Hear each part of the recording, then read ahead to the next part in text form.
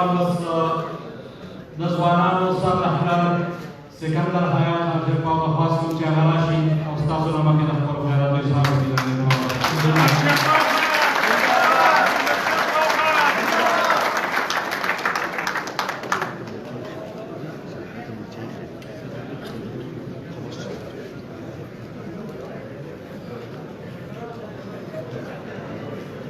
أعوذ بالله من الشيطان الرجيم.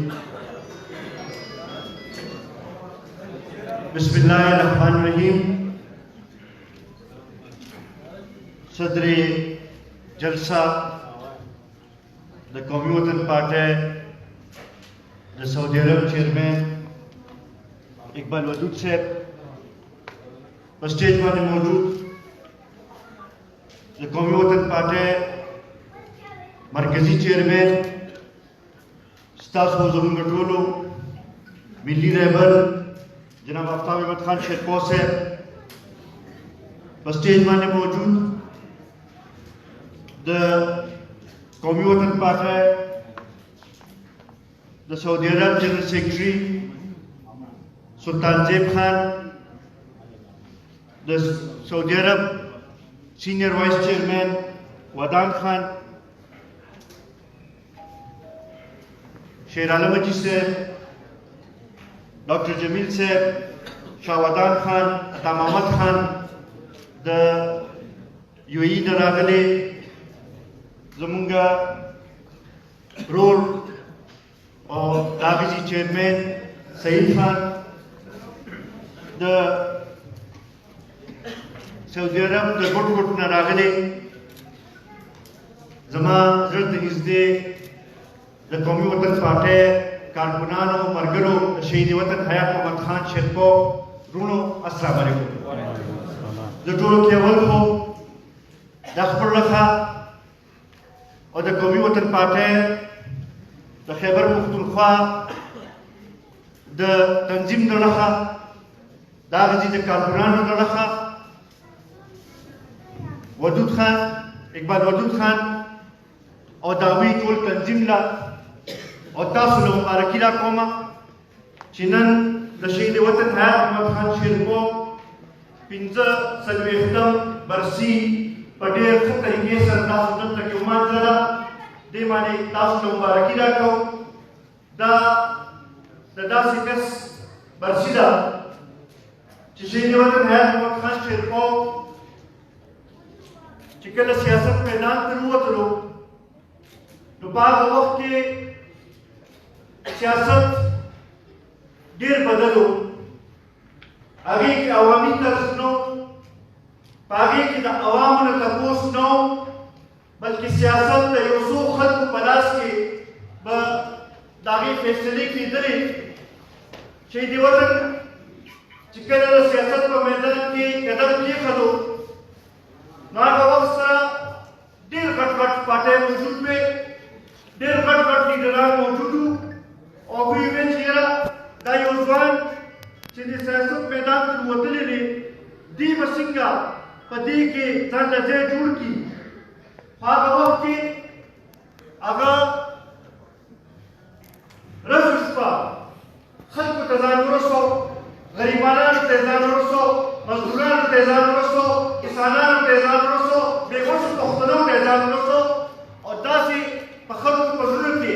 ځان له ځای جوړ کړو چې لږې مودې بس ته هغه خلکو چې چا وې چې دې به څنګه ځان له سیاست په ځای کې سیاست کې به ځان له ځای جوړوي، هغې خلکو کې خطره محسوس کول شروع کړه. هغوی بیا سازشونه شروع کړل ځکه چې هغوی ته داسې ښکاره شو چې دا خو دا غریبانان دا بېوسه پښتانه چې دي دا راپاڅېدل، د دوی شعور چې دی هغه را بیدار شو، دا خو زموږ سیاست ته خطره شوه. هغوی سازشونه شروع کړل او د هغې سازشونو په نتیجه کې شهید وطن حیات محمد خان شیرپور یې وینه واخیسته. خو د هغه په بدن خو یې وینه واخیست، خو د هغه سوچ، د هغه فکر، د هغه سیاست مونږ څوک نشي ویشتلی. مونږ چې هر کال د هغوی برسي مانځو نو مونږ هغه خلکو ته دا جواب کوو چې تاسو په بدن خو به مونږ شهید وطن اخیستلي، خو د هغه سیاست، د هغه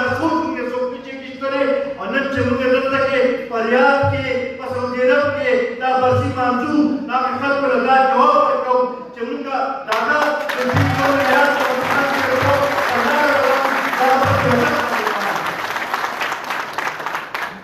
عزتمنو تونګو کورونو خصوصا چونکې دلته کې زه نظر واچوم نو د پښتونخوا د هر پټ ماته مشران ښکاري ملګري ماته ښکاري تونګو کورونو دلته کې تاسو د خپل خاندانانو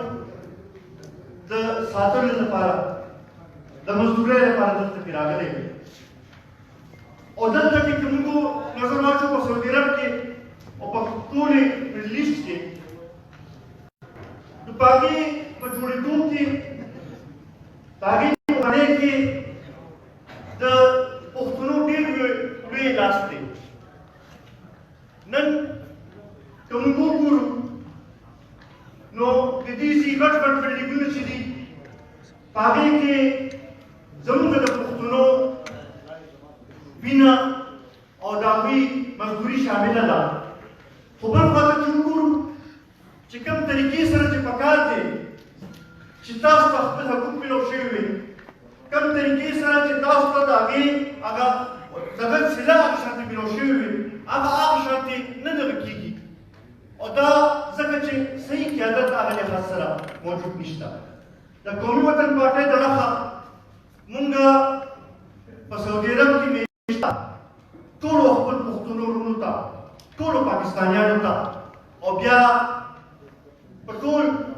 نړۍ کې موجود خپل پاکستاني وروڼو ته خپل پښتنو وروڼو ته دا ویل غواړو چې ستاسو مسایل چې دي هغه د هغې موږ ته احساس دی ستاسو چې کوم مشکلات دي د هغې موږ ته احساس دی تاسو چې د هره شپه کوم قرباني ورکوئ کوم منډې تړلې وهئ هغې ته موږ سلام پیش کوو او تاسو ته موږ دا تسلیت کوو تاسو ته موږ دا تسلي راکوو چې که نور څوک ستاسو لپاره اواز اوچتوي او که نه اوچتوي قومي وطن پارټي او ملي رهبر جناب افطار احمد خان شیرپو به تاسو لپاره اواز به اوچتوي به او تاسو لپاره